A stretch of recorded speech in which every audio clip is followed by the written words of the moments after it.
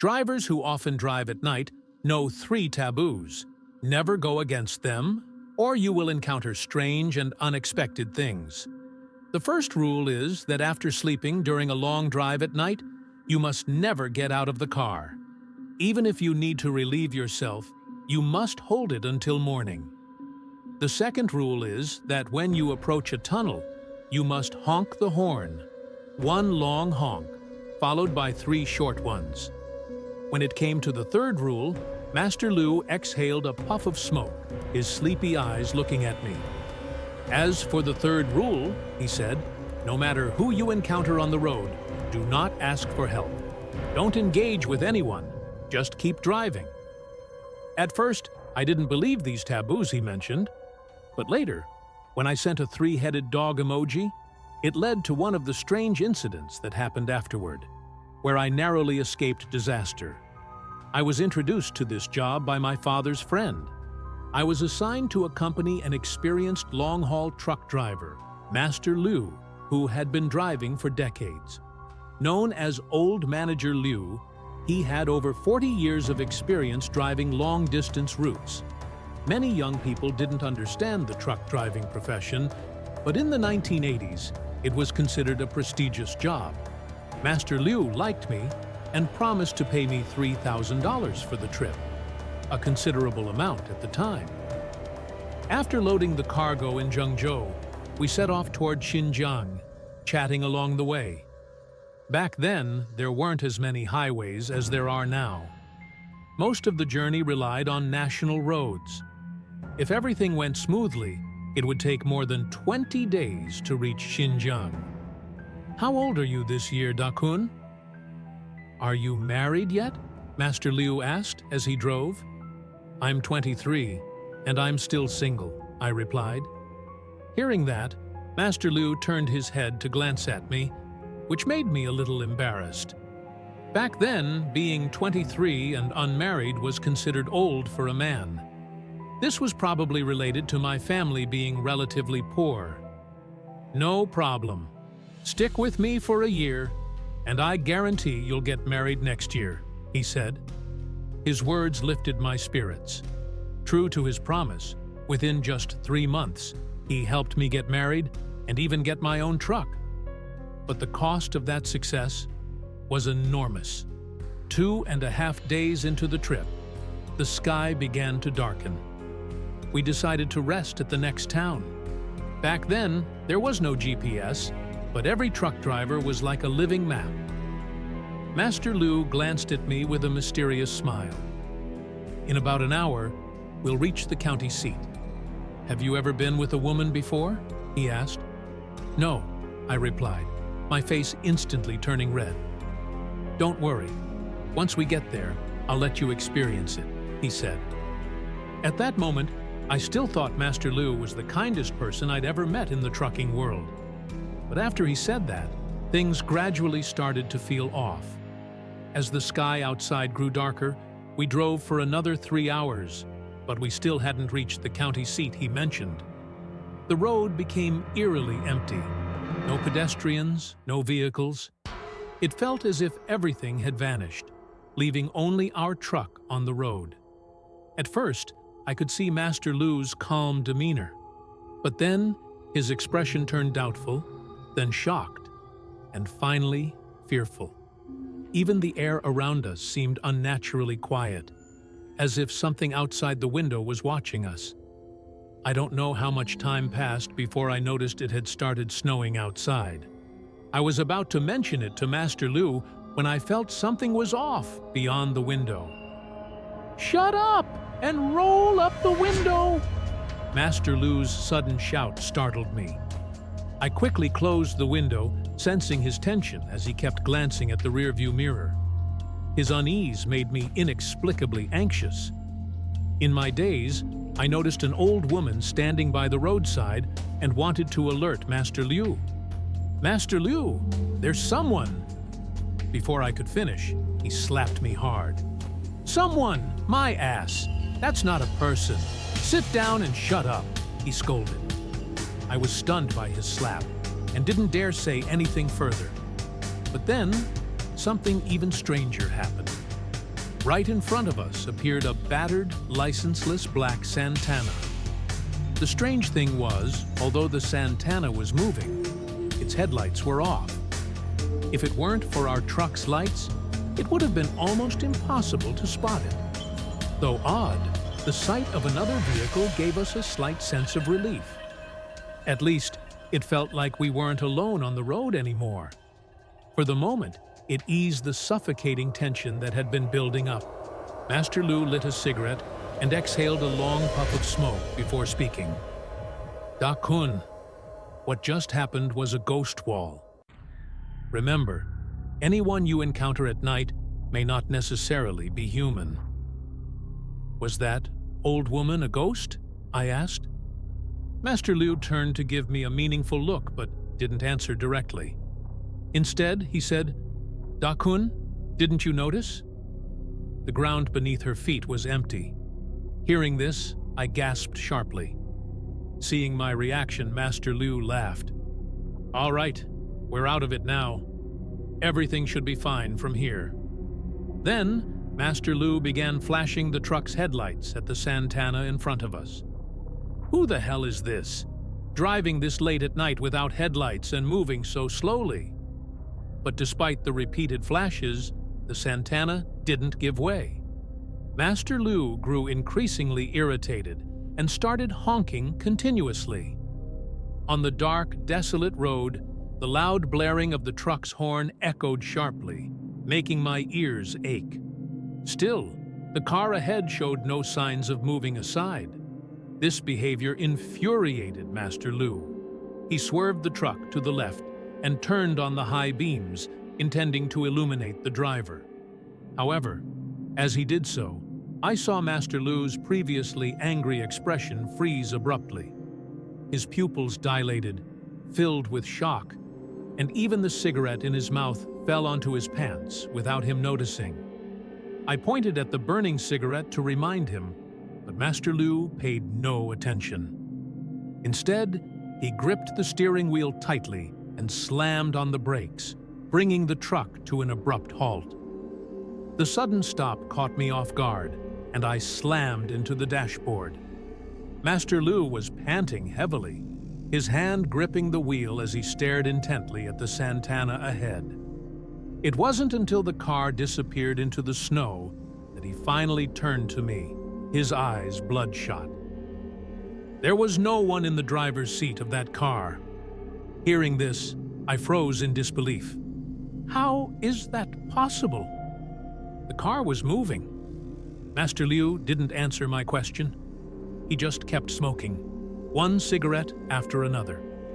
The snow outside the truck was falling heavier and heavier, and the world around us had grown eerily silent.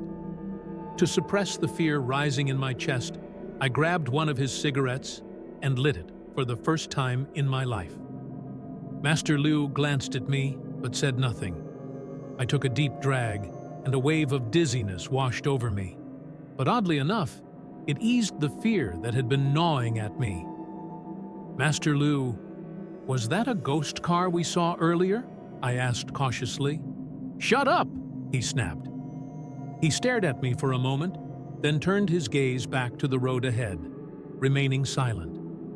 It wasn't until later that I learned we had indeed encountered a ghost car that night. And back in those days, anyone who encountered a ghost car rarely survived. Even if they didn't die immediately, they would meet a tragic end later due to various inexplicable reasons. Sometimes I wonder if I'm just extraordinarily unlucky. Ghost cars that most people never encounter in their entire lives, I managed to run into one just 5 minutes into this job. Master Lu slowed the truck down and said, "Da-kun, it's okay. Let's stop for 2 hours before we move on. Once it's far enough ahead, we'll continue." I nodded quietly.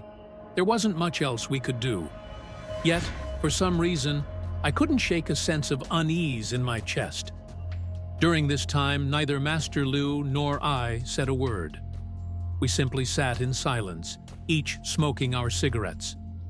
Perhaps this was Master Lu's first encounter with such an event as well. When there were only 2 cigarettes left, he finally started the truck again. At that moment, the roar of the engine sounded like the sweetest melody to me. Slowly, we drove on for half an hour without spotting the Santana again. Only then did we let out a collective sigh of relief. Master Lou seemed to have regained some of his composure. He patted my shoulder, attempting to lighten the mood. "Don't be scared. Even if there's really something dirty out there, with this little guy," he gestured, "we can sweep away all the ghosts and monsters." I turned to respond, but out of the corner of my eye, I suddenly saw a shadow, a car silhouette slowly emerging from the darkness, illuminated by our headlights. My heart felt like it stopped beating. Master Lou, who had just been relaxed moments earlier, froze again. There it was, the same unlicensed Santana. Neither of us spoke a word as we stared at it. The only sound was the soft clinking of the protective talisman hanging in the cab, swaying gently with the motion of the truck. "Master Liu, what do we do now?" I stammered, my mind spiraling into chaos. Hearing my question, a trace of determination, and perhaps malice, flashed across Master Liu's face. "Why panic? Go grab the red cloth behind my seat. Take out the items from the package." His firm tone gave me a semblance of courage. I quickly leaned over to search behind his seat. The space was cluttered with all sorts of random things, large bottles of mineral water, black silk condoms, and other miscellaneous items. It took me 2 whole minutes of rummaging to find what he was talking about. The object wasn't large, and when I touched it, it felt soft. I wanted to open the package to take a look, but Master Liu stopped me. "Da-kun, what the hell are you doing? Hurry up and put the red cloth on the dashboard." I wasn't sure if it was my imagination, but the moment I placed the red package there, the Santana ahead of us seemed to shudder slightly. "All right, that should do it," Master Liu said, exhaling a long breath. Curious, I asked, "Just putting the package there solves everything?" Master Liu gave me a cryptic look. "This package isn't as simple as it looks, but that's only half the story." It felt as though he had touched upon some forbidden topic, because he refused to say another word about it after that. But just as he said, the Santana ahead, which had been moving at a snail's pace, suddenly accelerated. Within moments, it vanished from sight, as if fleeing from something. Everything returned to normal after that. For the next 30 minutes, we drove without any incidents. As the lights of the county town came into view, I excitedly asked Master Liu, "Have we made it out?" But as I turned to face him, I saw something strange. A dark liquid was slowly dripping from Master Liu's nose. "Master Liu, your nose!" I pointed out, alarmed. He didn't seem to feel anything, simply wiping it away with his hand and smearing it on his clothes. I was about to question him further when he casually said, "Let's check into a hotel and relax for a bit." Something felt off. I'd seen nosebleeds before, but never black blood. It was the first time I'd witnessed such a thing. He didn't say anything else, just kept a firm grip on the red package resting on the dashboard, cradling it in his arms. I couldn't shake the feeling that Master Liu was hiding something from me. As I mulled over my thoughts, the truck pulled up to a roadside hotel. Under the warm yellow glow of the hotel sign, the black and red building emitted an eerie radiance. After parking the truck, Master Liu unbuckled his seatbelt and said, "Da-kun, some things aren't worth overthinking. Let it go. Come on, I'll show you a good time." He winked at me. I forced a weak smile and prepared to open the door. But just as I did, a pitch-black face suddenly pressed against my window. Its lips twisted into a grotesque grin, letting out a strange, raspy laugh. Startled, I screamed. Master Liu, now holding the red package, stepped out of the truck and called out to the face on my window, laughing, "Got any rooms left here?" The face pulled back, its voice hoarse yet manic. "Yes, yes, ha ha ha ha. Have fun. You're going to die soon." It was then that I got a better look. The face belonged to a deranged young man, no older than 17 or 18, dressed in tattered clothing. His voice and demeanor were unsettling, almost inhuman. "Let's go," Master Liu said. I nodded and followed him into the hotel. Out of habit, I glanced back. The crazy young man stood in the darkness, his eerie smile fixed on me. His stillness and grin sent a chill deep into my bones. Inside the hotel, a middle-aged woman, likely in her 40s, was seated at the reception desk, scribbling something. "Boss, 2 rooms, please," Master Liu said. Hearing his voice, the woman looked up, and my heart skipped a beat. Her eyes were unnerving, completely white, without irises or pupils. Her lips were painted a bright, almost garish red. In the dim light, her appearance was unsettling. "Master Liu's brought another new one, huh?" she said, her voice dragging. Her eyes moved unnaturally, and I finally noticed she did have pupils, but they were pinprick-sized. Each slow movement of her eyes seemed exaggerated and eerie. "That's right," Master Liu replied. "This is my apprentice, Da Kun. He's in great shape." "All right," the woman said, her tiny pupils rolling in their sockets. "I'll get you 2 rooms, and send up a couple of girls to warm things up. Don't give me anyone in their 30s or 40s, Master Liu said with a grin, handing over a 100 yuan bill. The woman didn't reply. She simply opened a drawer, pulled out 2 keys, and handed them over. "4th floor. Right now, there's only 1 girl in room 404 and another in room 403. Who's going first?" Hearing this, I quickly spoke up. "I'll pass. Let Master Liu go first." Master Liu burst out laughing. "Ha ha ha, good disciple. Then I won't stand on ceremony." I truly wasn't in the mood. The bizarre events on the road had drained me completely. But as we started heading upstairs, the woman's voice suddenly dropped, and she whispered to me, "Don't follow Master Liu. Just leave. He's about to die." Her words left me utterly confused and shocked. As I opened my mouth to ask why, Master Liu's voice cut in from ahead. "Da Kun, what's taking so long? Get up here." At that moment, my mind was in turmoil, but I ultimately followed him up the stairs. When we reached the 4th floor, my thoughts were still consumed by the woman's warning. Suddenly, Master Liu stopped abruptly, and I bumped into him. "Da Kun, what did the boss just say to you?" His voice was hoarse, rasping in a way I'd never heard before. Even his silhouette seemed unnervingly off. A chill ran down my spine, and cold sweat trickled down my back. "Nothing, Master Liu." She didn't say anything. He stood there with his back to me for what felt like an eternity, before letting out a long sigh. Then he handed me a key, silently opened the door to room 404, and stepped inside. I don't know if it was my imagination, but as Master Liu crossed the threshold into his room, his shadow seemed to tremble slightly. Left with the key to room 403, I cautiously opened the door. The room was a standard single, but it reeked of decay. I lay down on the bed, but sleep evaded me. Normally, I fall asleep easily, but tonight was different. Just as I was trying to relax, I suddenly heard noises coming from the room next door. The distinct sound of movement caught my attention. It didn't take long to realize what it was. Master Liu had begun his exercise. At first I was curious, but as time dragged on, my curiosity turned into irritation.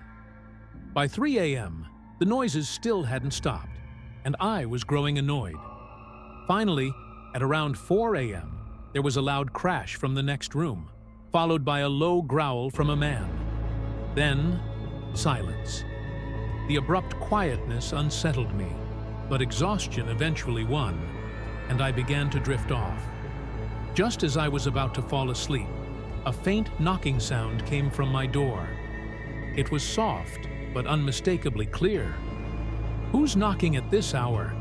Go to bed already," I muttered in frustration. Strangely, after I shouted, the knocking stopped. Thinking it was over, I burrowed back under the covers, trying to sleep. But a few minutes later, the knocking returned.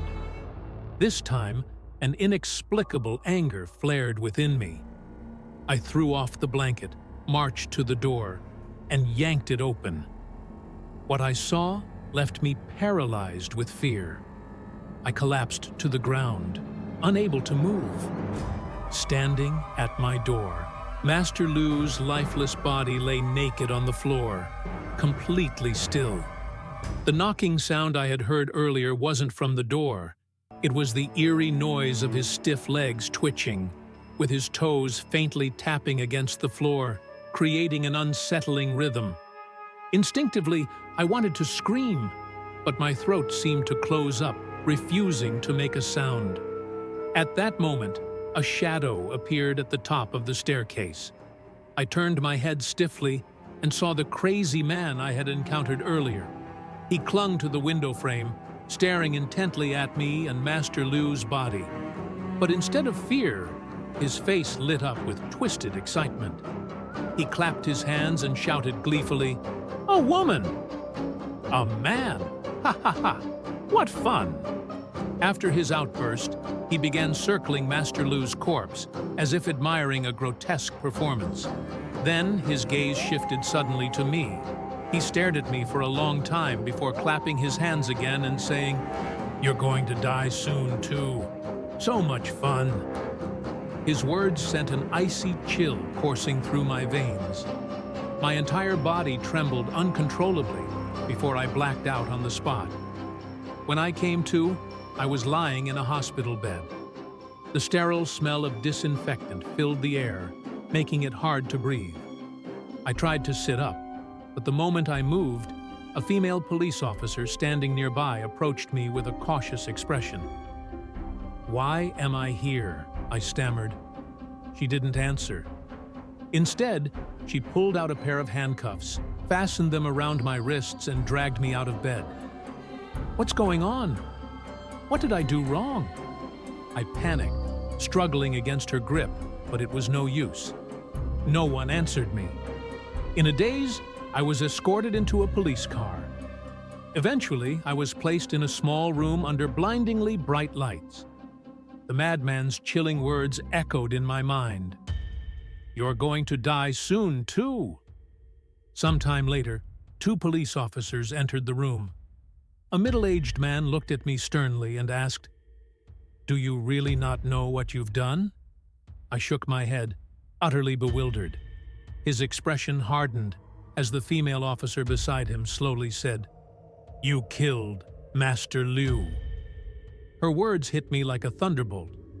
I immediately denied the accusation and recounted everything that had happened the night before, leaving out no detail.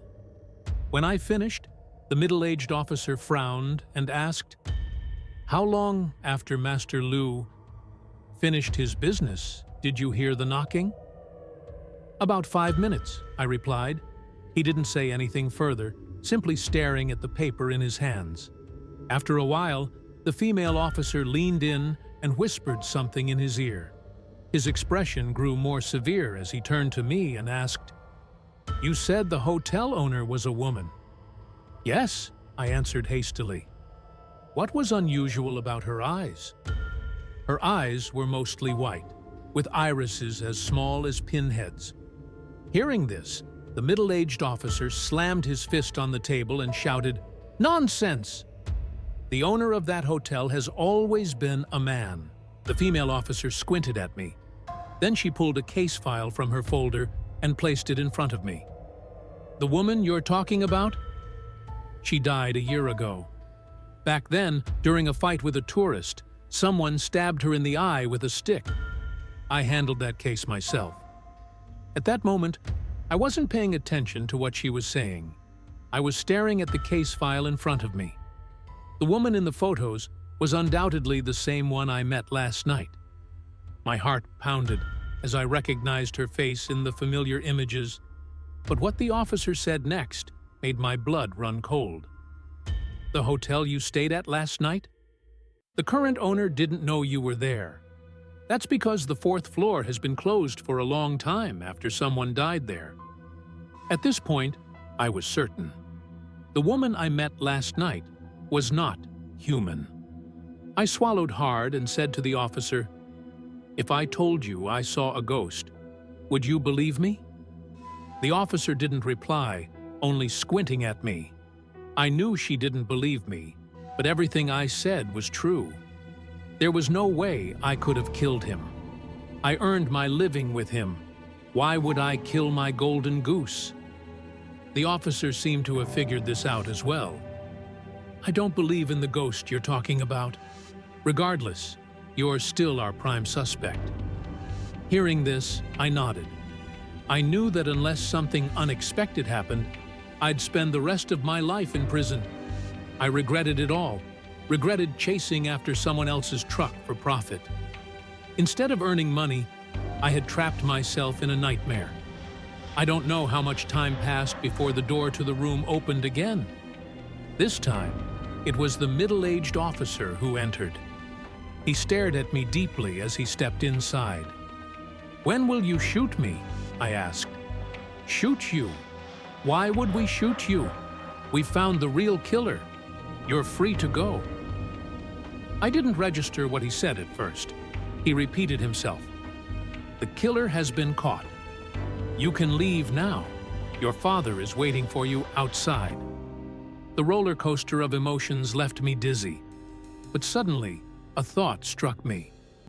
"Officer, can you tell me who the real killer is?" The officer ignored my question, instead looking toward the door. I followed his gaze, my suspicion growing, until the figure at the door came into focus. It was that fool. As I stared, the fool's eyes locked onto mine.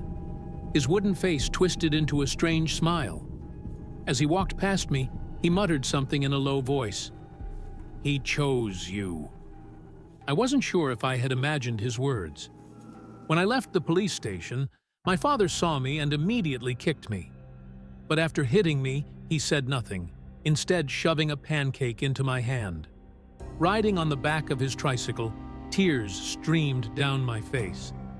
I didn't even know why I was crying. Perhaps it was for my misfortunes. Perhaps it was for the death of Master Liu, who had always been kind to me. When we got home, my mother had prepared a table full of dishes. But I had no appetite. I took a few bites before heading straight to bed. That night, I had countless dreams. I dreamed of an old woman dressed in gray, of a strange and quiet Santana, of a woman without dark circles under her eyes. I dreamed of the scene where Master Lu's body swayed lifelessly. The dreams jolted me awake. By then, it was late at night. I was about to get out of bed when I felt something soft. Turning to look, my heart nearly leaped out of my chest. At the head of my bed was a vividly red cloth-wrapped object. In an instant, an overwhelming fear gripped me, making it hard to breathe. My hair stood on end. I couldn't understand why this red bundle was at my bedside. I pushed the door open, intending to call my parents. But the moment the door opened, the sight before me made my heart stop and my stomach churn. There they were, my father and mother, just like Master Lu, hanging from the beams above the doorway. Their eyes were wide open, and black blood dripped from their noses and mouths. I felt a searing pain shoot from my chest to my forehead. I stood frozen, staring at the horrific scene. Then, as if a dam had burst, tears streamed uncontrollably down my face. My voice, hoarse and trembling, escaped my throat like a demon's whisper. If I had known this would happen, I would have rather died than take that trip. Afterward, my eldest brother and second brother were both deeply sorrowful. They organized the funeral for our parents. Although the police eventually got involved, they couldn't determine any clear cause. In the end, the case was hastily closed, with their deaths being ruled as suicides. But only I knew it wasn't that simple. Because on the afternoon before it happened, my mother had prepared a table full of my favorite dishes. My eldest brother must have sensed something as well. On the third day after our parents' deaths, he went to the neighboring village to invite a yin-yang master. However, the master refused to enter our house. He stood at the doorway, glanced inside, and then stared directly at me. "What's wrong?" My eldest brother followed the master's gaze to me and then asked, "Who is this?" The master furrowed his brow and pointed at me. My brother quickly explained, "This is our youngest brother, the sixth in the family. His name is Daikun. We usually call him Xiao Qi." While my brother was explaining, I curiously observed the master. He seemed odd. I noticed his right index finger was missing a segment, and his left middle finger was also incomplete. But what he said next made my heart tremble violently.